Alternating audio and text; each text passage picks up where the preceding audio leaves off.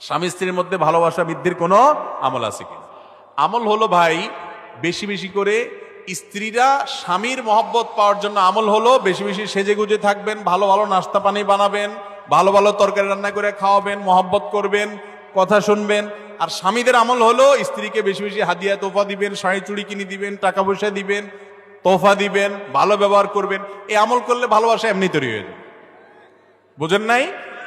দুনিয়ার উল্টাপাল্টা করবেন আর আমার কাছে আমল চাইবেন যে একটা দোয়া পড়ে দিলে ওইটা একেবারে কারিশমার মতো কাজ হইয়া স্ত্রী আপনার বাধ্যগত হয়ে যাবে। এইরকম আমল আমার জানা নাই। আল্লাহ তাআলা কোরআনে পুরুষদেরকে বলেছে, ওয়াশিরুহুন্না বিল মারুফ, তোমরা তোমাদের স্ত্রীদের সাথে সুন্দরভাবে বসবাস করো। এই জন্য যাদেরকে আল্লাহ স্বামী বানিয়েছে, খবরদার স্ত্রীদের সাথে সুন্দর আচরণ করবেন।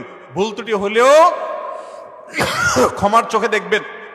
আম্মা জান আয়েশা রাদিয়াল্লাহু তাআলা আনহা বয়সে ছোট ছিলেন, তিনি অনেক সময় ওই যে আটার খামিরা বানায় রেখে হয়তো ভুলে যেতেন, কোনো দিকে চলে যেতেন, খোলা রেখে যেতেন। অনেক সময় এসে ওই যে ছাগল মুরগি এসে খেয়ে ফেলতো, দাওয়াজান খেয়ে ফেলতো। এটা ছিল তার।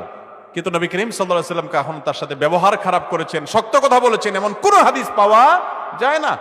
আপনার স্ত্রী ফেরেশতা না, মানুষ, তার ভুল ত্রুটি হবে। অতএব তার সেগুলোকে সুন্দর মার্জনার চোখে দেখতে হবে। অনেক পুরুষরা আছেন এই ছেসরার মতো আচরণ করেন, বেয়াদবের মতো আচরণ করেন, অসভ্যের মতো আচরণ করেন। বাইরে লোকদের সাথে কি মিষ্টি মিষ্টি কথা, আর বউয়ের সাথে চাড়ালের মতো ব্যবহার করে। আছে না নাই? মহিলা কাস্টমার আসছে দোকানে, হ্যাঁ আপা আপা বলেন কি লাগবে কি না লাগবে, আপা বসেন, এই আপারে চেয়ার দাও, অস্থির আপার সাথে। আর বউয়ে ফোন দিছে, একটা বেশি দুইটা কথা বলছে, তোমার না বলছি এত বক বক করবো না, আমার কাস্টমার আছে সামনে, কি বলবা জলদি বলো। ঠিক না ভাই? ঠিক। অথচ সবচেয়ে সুন্দর ব্যবহার উপযুক্ত আপনার স্ত্রী, সবচেয়ে সুন্দর ব্যবহার পাওয়ার উপযুক্ত আপনার স্বামী। এই জন্য স্বামী স্ত্রী একে অন্যের হক যদি আদায় করেন, যে আমার হক সে আদায় না করলে সে আল্লাহর কাছে ধরা খাবে, আমার কোনো সে নাই, বাট আমি যেন আমার দিক থেকে সব ঠিকঠাক মতো করি, ইনশাআল্লাহ এটা করলে পারস্পরিক মহব্বত তৈরি হবে।